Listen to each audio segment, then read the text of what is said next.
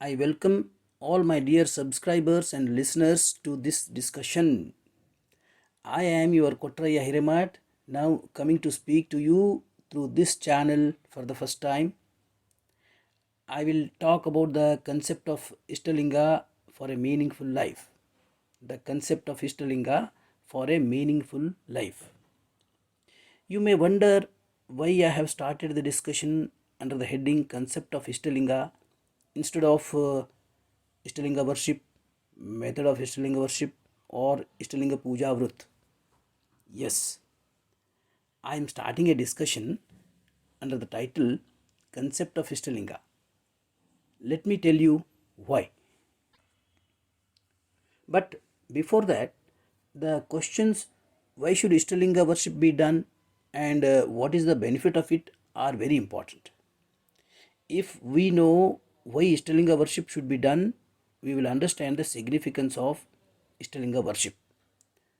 Only if we know the significance of Iṣṭaliṅga worship, we will feel like doing it.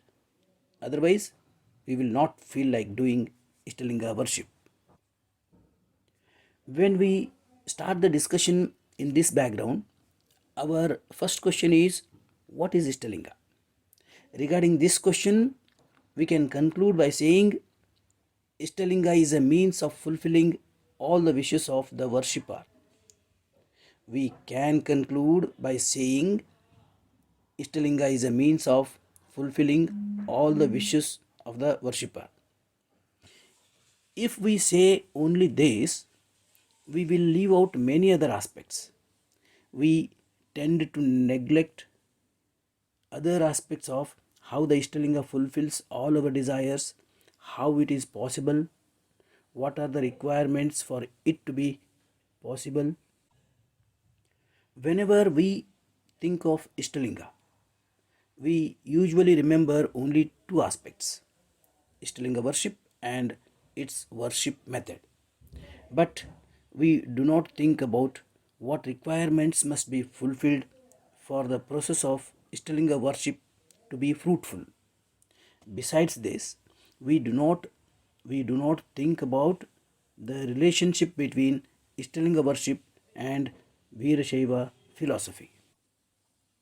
But our present discussion on Iṣṭaliṅga covers all those aspects. So, I do not consider Iṣṭaliṅga Vrat as just a process of worship. Instead of Iṣṭaliṅga Pooja Vrat, I have experimented with the words concept of Iṣṭaliṅga. In Kannada language, concept of Iṣṭaliṅga is called Iṣṭalingada Parikalpane. In the next part of our discussion, I will try in my own way, keeping in mind the concept of Iṣṭaliṅga, to answer the question why Iṣṭaliṅga should be worshipped.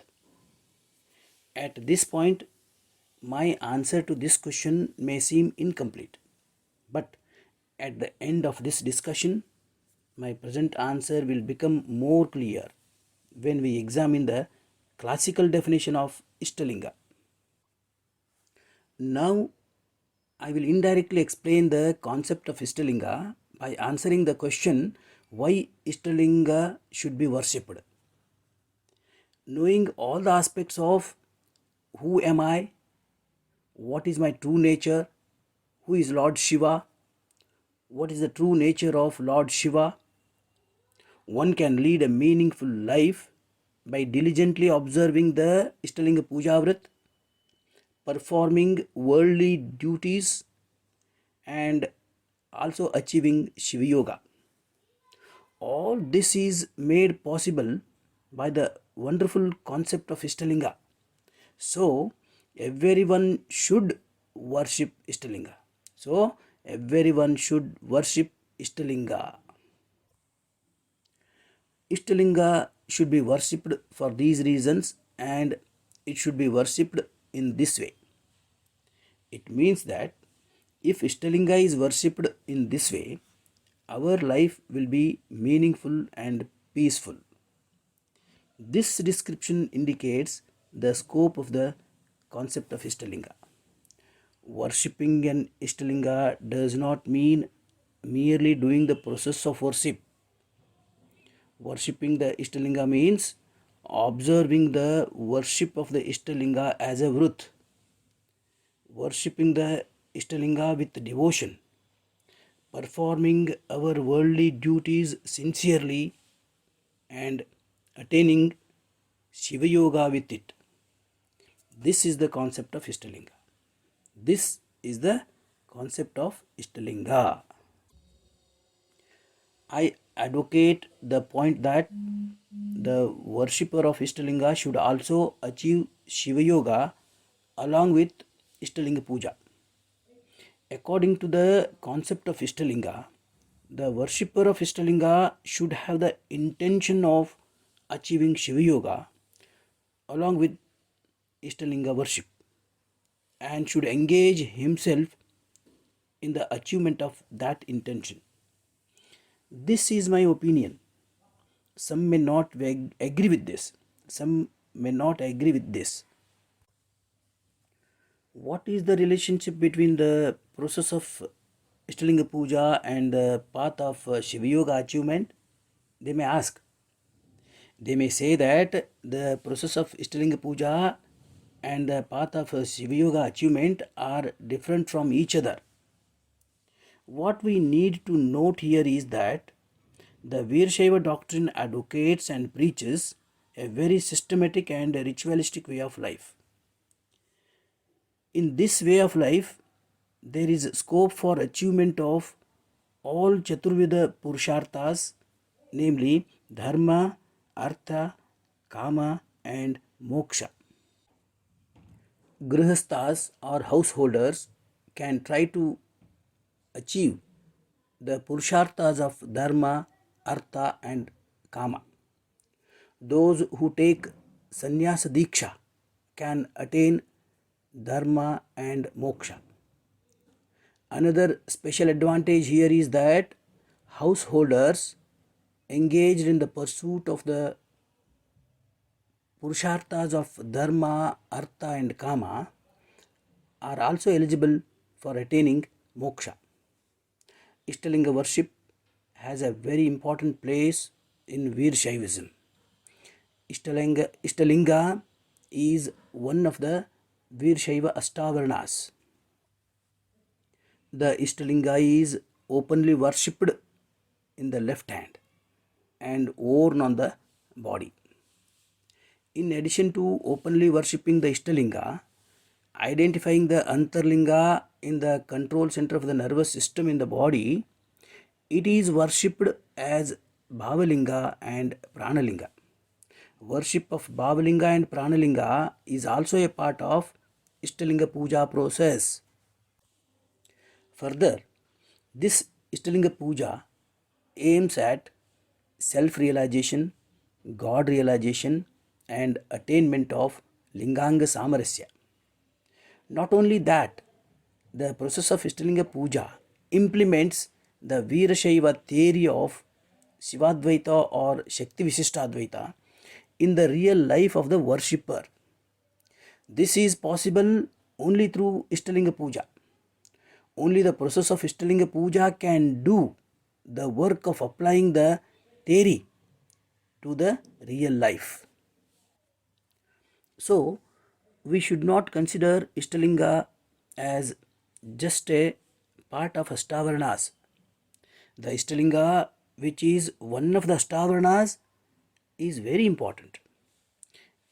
It not only protects the worshipper but also takes him directly to the goal of Shiva Yoga. So, we must note that there is a rational and philosophical purpose behind Ishtalinga Puja, and that purpose is to achieve Shiva Yoga. In this context, we must first ensure that the method we use to worship the Ishtalinga is meaningful and effective. Only then the worship of Ishtalinga becomes fruitful. What should Ishtalinga worshippers do to make Ishtalinga Pooja meaningful and effective? In addition, what knowledge should Ishtalinga worshippers have, and what should be their mindset and outlook? Let us ask ourselves these questions and try to find the correct answers to these questions. All these points support my view that Ishtalinga worshippers should aim to achieve Shiva Yoga with Ishtalinga Puja. Now, for this reason, I hope no one will deny this opinion of mine. With this feeling, let us now turn our attention to the path of Shiva Yoga sadhana. As we all know, Veerashaiva Shastra teaches the Shatsthala Marga or 6-step path for attaining Shiva Yoga. Shatsthala Marga combines both Shiva Bhakti and Shiva Jnana. So, this path is the path of reconciliation of devotion and knowledge. Reconciliation of devotion and knowledge. Therefore, the worshipper of Ishtalinga should acquire Shiva Jnana through Shiva Bhakti, and by digesting Shiva Jnana, he should do Shiva Bhakti.